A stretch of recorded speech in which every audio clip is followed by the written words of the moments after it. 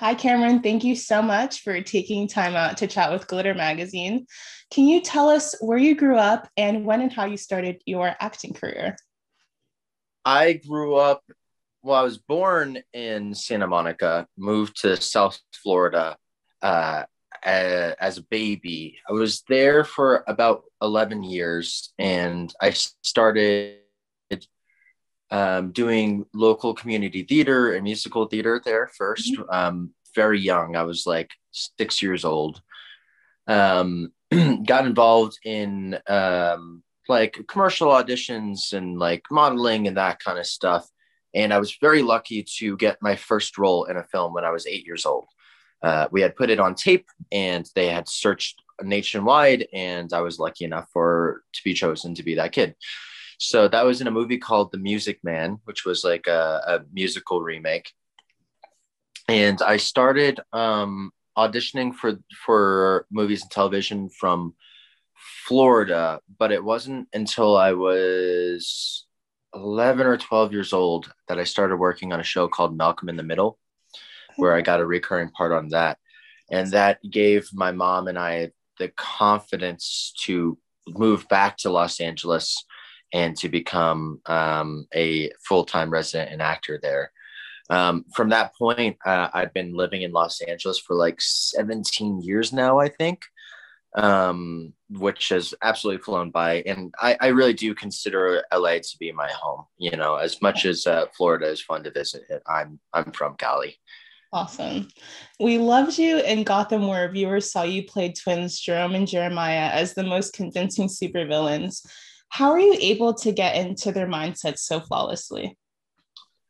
Um, I think that you have to, with any character, understand um, the motivations and the desires of the people that you're trying to portray. Generally, people do things because they want something or they enjoy something or they don't like something, or there's always a part of you that is being stimulated by something and is probably trying to actively change it in some way. So to access the behaviors of a character, I think your best way is just to understand what it is that they're trying to do or they want.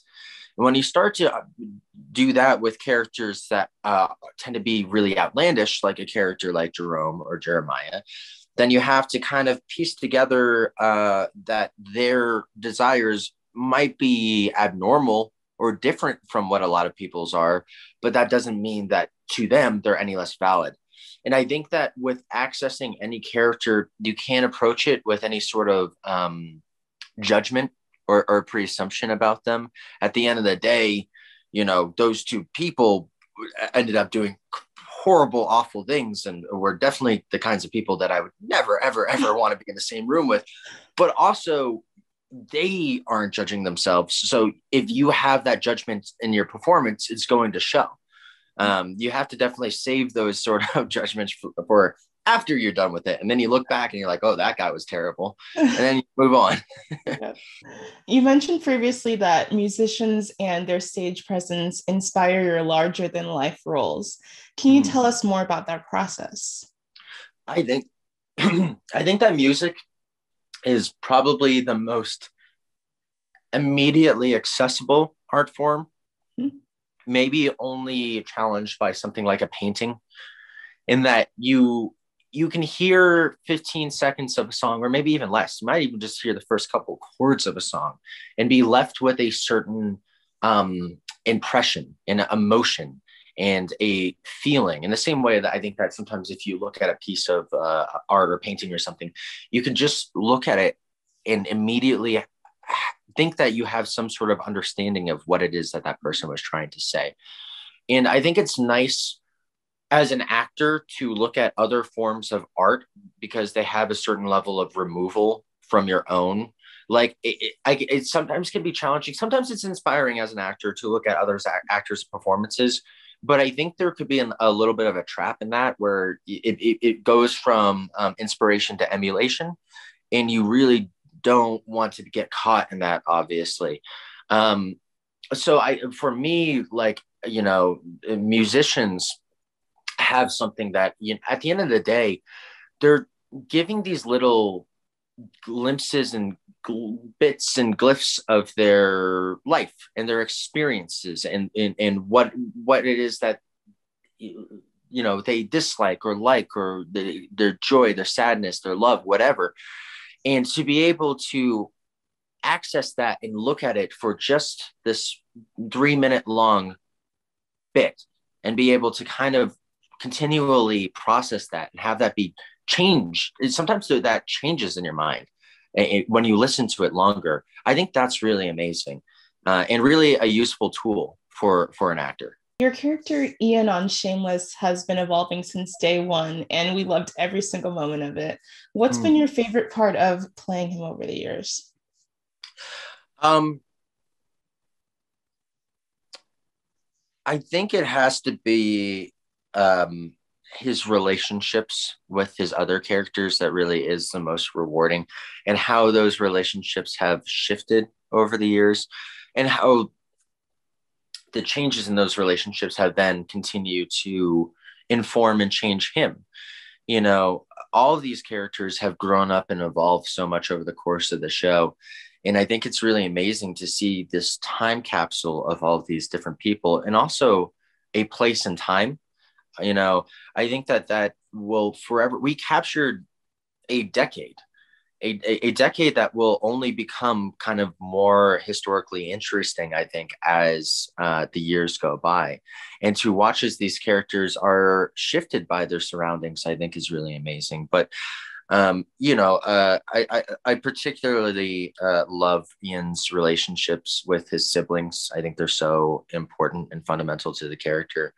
And in a way, we all gained like a surrogate family by being on the show, and we continued to get closer over the years. And I think that is so rewarding as we've continued to get closer as people and grow as people, to that be for that to be reflected in the material. I think is just really cool. And in particular, what's a favorite memory that will always make you smile?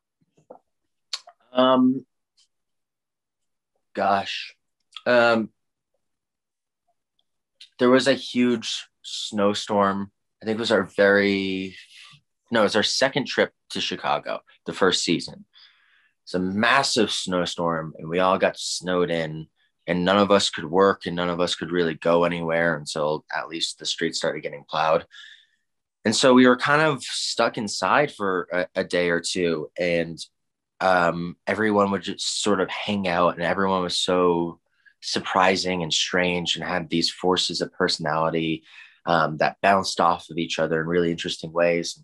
We all ran outside in the snowstorm, and you know, we had snowball fights and made snow angels and did all of the stereotypical things that tourists do in a snowstorm. And it was just great. It was such a special time. I mean, it was the first time I really had experienced a huge amount of snow, and also the first time I'd really experienced such strong personalities. And both of those things were just like a little bit of it was a magical moment. Oh, that's amazing. Mental health has been the center of many of your roles, from Gotham to Shameless. What do you enjoy about bringing attention to that specific topic? Well, I think that mental health is just an important part of existence, and should be an important part of all of our lives. We should all be aware that it's not just a linear thing of you're healthy or you're unhealthy, and that's it. Uh, Life takes a certain amount of self-care and communication. It requires supporting other people, and hopefully having people support you, checking in with people, and bringing an awareness to the fact that people are going through different things. Sometimes it's circumstantial of things that are going on in life. Sometimes it's physiological or chemical. And sometimes people are just experiencing certain issues or disorders, or just things that are different.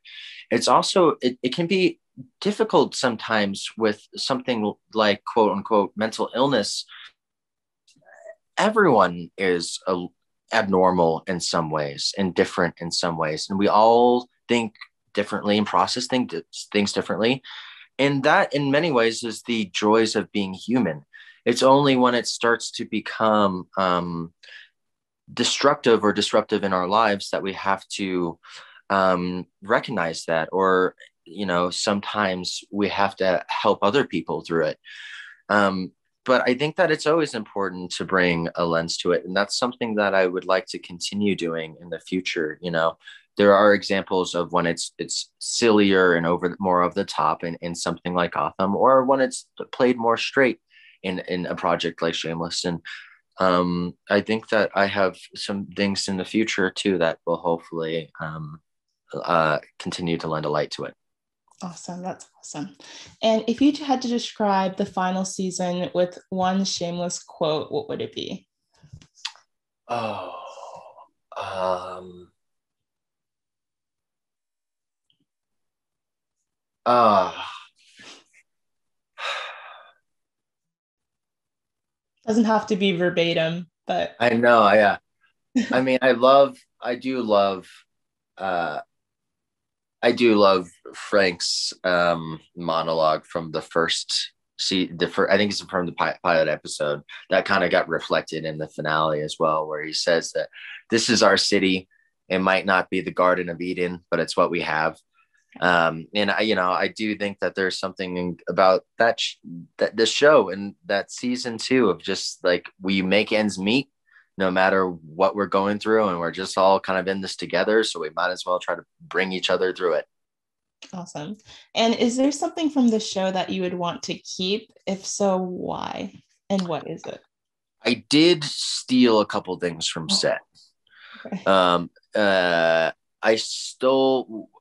We have these mugs that we always use in all these breakfast scenes, and like the Yes. breakfast scene, there's one in every episode and becomes kind of like like an iconic center point for all of the characters circling through it, essentially. And usually we're doing it over eggs and coffee, almost always.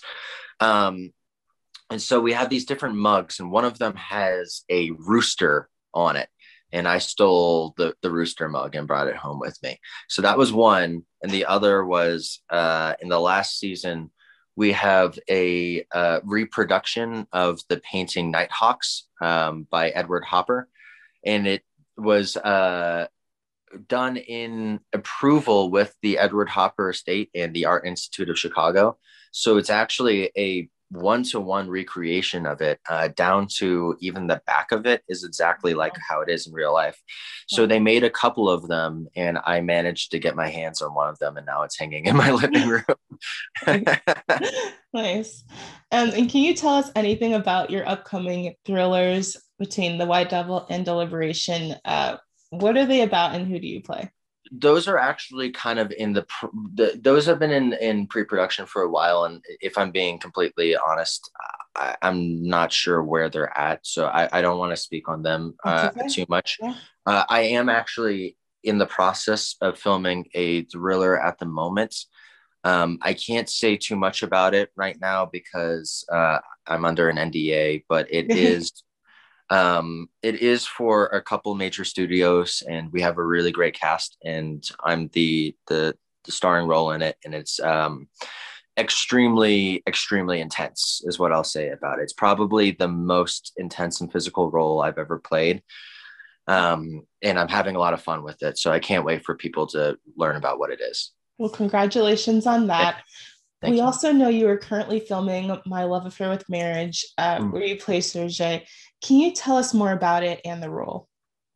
Yeah, so that is a project by a Eastern European filmmaker who makes these really amazing and surprising animations that are. She does them all completely by herself. She does them over the course of a few years, so they take a bit of time for them to come out. But they have so much of her voice and authenticity, and they're really just about her life and her experiences with relationships, specifically abusive relationships. um, and they're told through this lens of they're slightly surreal and can be very strange. They just have their own tone to it that it's unlike anything I've ever really seen before. So I was brought onto the project by this actor Matthew Modine, and we have a really good cast on that. Actually, my Shameless co-star Emma Kenny also lent a voice into the movie. Um, but I'm looking forward to that one. I think it's getting close to being completed, so I know I can't wait for people to see it. Do you have any other projects not officially announced yet that you can tell us about that you haven't signed and underscore?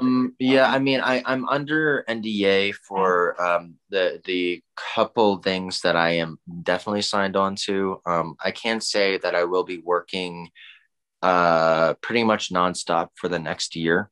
On at least two projects. It's looking like it might actually be three or four, which is very exciting. It's going to be a busy year. I'm also writing at the moment. So I've been writing a limited series. So far, I have two episodes done with that. And I'd like to get the third one done as soon as I'm done filming on what I'm currently working on at the moment. But hopefully I'll be able to continue writing more and to start getting into the process of creating things as well as being a part of other people's visions. So it's a very exciting time right now. It's sort of the transitional phase off of Shameless, and everyone is going off and doing really, really cool things. And I'm really excited for everyone, and also excited for what's coming up on my horizon as well. Good. And is there anyone that you would love to collaborate in the industry?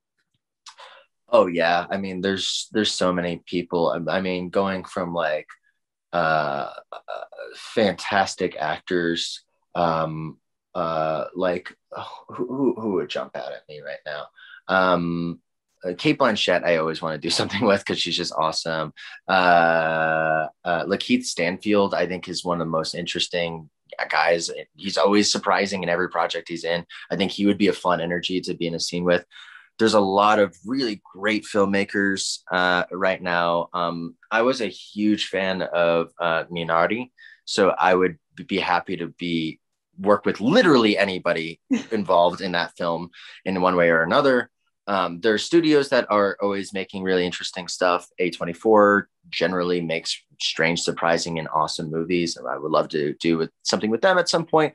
I mean, honestly, I would just love to work with people who have a strong voice and a vision and who make stuff that surprises me in some way, that it's uncommon from what my own approach to it might be, and to be able to then want to bring your own views and aspects and that vision to someone else's wildly different views, I think is really fucking cool. So I don't know if I'm allowed to swear, so sorry. But yeah, that's the hope. What's one standout highlight from your career so far? Oh wow.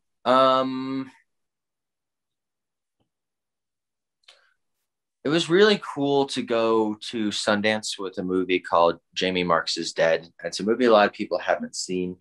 Um, but I think that, that was one of those things on my bucket list, and hopefully I'll be able to go, again in the future. But that is my favorite film festival. And I think that there's always really exciting and interesting stuff coming out of Sundance. So to be able to go there and to be a part of that conversation was really exciting. Awesome. And I have a few fun questions for you. Who's on your playlist right now? Gosh. The new Brockhampton album dropped, and I really like those guys a lot. So I like giving them a shout out because they're really cool. I've been listening to, I always listen to music that relates to the character a lot of the times that I'm playing. So right now, gosh, I have to look at my Spotify. You can if you want. We have time. Wait. I don't know. Portishead, I was listening to a bunch. Radiohead,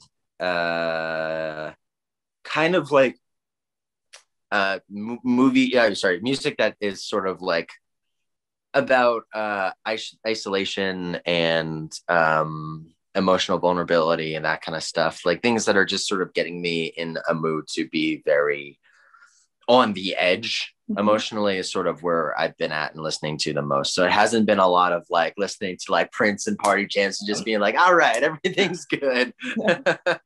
So I can't, I'm looking forward to being done with this so I can take a breather Yeah. and, relax on that stuff. That's awesome that you listen to specific music to get into your character. That's really awesome. Yeah, I think it's helpful. Yeah. What's one thing that you love to do on your spare time? Um, Look, it's cheesy, but it's true. I really do like to watch movies. I kind of set up a fun projector system, and like I used my earnings from Shameless last year to like set up like a surround sound system and like a proper like couch and stuff to like really just like watch movies on a big screen. And that's really like amazing. And it is just what I love to do. I love to study specific filmmakers and kind of go and watch all of their stuff and try to learn about the process of how they made it and then move on to someone else and continue to kind of do that. And I know that that's like, it kind of seems silly that I spend most of my time working, and then when I go home, I kind of still want to work and be studying people, but I really do get so much enjoyment out of it. The Criterion channel, the Criterion collection just has so many awesome movies on it. And I'm just been working my way through the catalog, just trying to watch as much as I can. But besides that, I play music myself. And I also just am trying to hang out with friends. I recently was vaccinated, which is Yay. very exciting. Yeah. And I have a few friends who have as well. So, trying to be responsible, but starting to actually getting to see people again has just been really, really nice.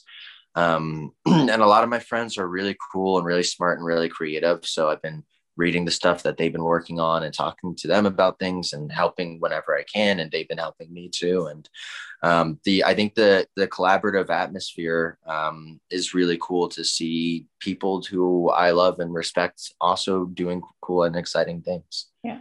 And you're a great actor, so that's probably why you love movies so much, because you love what you love that you do. So Well, it goes hand in hand. it, there, don't get me wrong. There's plenty of other jobs out there that are so much harder than being an actor. But there is a realistic thing about when you're an actor, generally you're on a set for 13, 14 hours. You might be sitting in a makeup chair for hours at a time.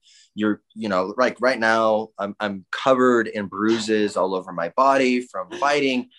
I have been strapped upside down for hours at a time, screaming at the top of my lungs, like all sorts of crazy stuff.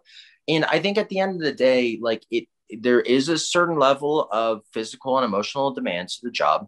And if you don't love it, I don't really know why you're doing it, because there's other ways, other things that you probably can be doing that you're going to get a lot more enjoyment out of it. But for me, I do love it. So it all of this is worth it. But I don't know. I think that you need to watch the things that are happening in whatever, especially as an artist. If you don't have strong opinions on paintings, I don't know why you're a painter. If you don't like novels, why would you be a novelist? It's the same Exactly. thing as an actor. You gotta also, I love like supporting like other people's work and the new cool stuff that's coming out and telling people about it, because that's awesome that people are making interesting stuff. And what is the best advice that you were ever given? Oh boy. Geez. Like about like acting or like Could be in relationship general. Could life be in or general in life. um boy, that's so hard. Pressure's on. I mean, Could also be an look, acting if that makes it better. well, I guess it is kind of an acting thing, but it's also a life thing. Okay. I think it's worth, whenever you feel strongly about something, to take a breath, step back from the situation, especially if it was an interaction with someone else, take a second to consider their perspective, why they are saying the things that they're saying, what they might have experienced, who they are, where they came from, and to understand also that people are different, and that's okay. And I think it's always worth just taking a breath to reevaluate. Sometimes it can be so easy to just get caught in a mindset, and that this could literally be anything. It could be a choice in a performance. It could be a choice in an argument. It could be a choice in anything. And I think it's always worth just taking a second to just reevaluate and just take a breath and just breathe. Sometimes you just got to breathe in life. And sometimes you feel so strongly and you're so caught up about something. And then you walk outside or you wake up the next day and you go, boy, why was I so hyped about that? It's just, I think that is just a good rule of thumb in general is, it's like the old thing of like, when you're upset about something, you write a letter, but then you don't send it and you reread it the day after. It's cliche, but it's true. It's a great tactic too. Yeah. And Glitter has a celebrity self-love campaign that we started in 2015. What does self-love mean to you? I think self-love is choosing to be kind to yourself and also kind in general. Because I think when you put love out to people, they give love back to you. And I also think that the most satisfying way to receive self-love is to try to give it to others when possible, especially those in your life who support you. I think is really important. But I think that, when I say kindness, I just mean to set goals for yourself, to understand what it is that you want, but also to try your best and to forgive yourself when it doesn't work out, when it's not perfect, when it doesn't always make sense, and to evaluate your mistakes and to go, sometimes this was a mistake, but I also learned from it, and that's okay. I think it's so easy to just be hard on yourself and to never take a time. Going back to that breathing thing, sometimes you just got to take a breath and be like, okay, I tried, or maybe I didn't try, but now I want to. Yeah. And all of that is okay. You just have to be forgiving and loving to yourself and the people around you. And once things open up fully again, is there any special place that you want to travel to? Oh, so many places. I would love to go around Asia. I would love to see specifically Japan. I want to go visit places in and around the UK, like seeing Scotland and Wales, and not the UK, but also visiting Ireland, who I think would be amazing. I mean, to be honest, the list is kind of endless. I want to travel around South America if I can. There's a lot of places. Cuba is high on my list as well. I would just love to continue to experience different places and cultures, and hopefully we will be able to do that in the near future. And where is the craziest place that you've ever traveled to? I shot an H&M campaign in Rome, and we were in these castles that were hundreds of years old, and we were just surrounded by the most insane, beautiful Renaissance arts and sculptures that you've ever seen. And you could just like go up and touch. Obviously, we weren't touching them, but we were just everywhere, just surrounded by these masterpieces and these beautiful sprawling gardens. And it was just like, it felt like such a piece of history. And to know that those have been there for literally like 500 years is pretty incredible. So, I mean, that definitely has to be up there. Awesome. And what's the best place for fans to follow you on social media? Probably Instagram, which is at Cameron Monaghan. Mm-hmm. I use Twitter sometimes, so maybe at Cameron Monaghan there. I don't know. Social media confuses me, so I don't know. Maybe one of those two places. That's okay. Awesome. Well, thank you, Cameron, so much for taking the time to talk with Glitter, and I look forward to seeing you in whatever you do next. It was a pleasure. It's so great talking to you.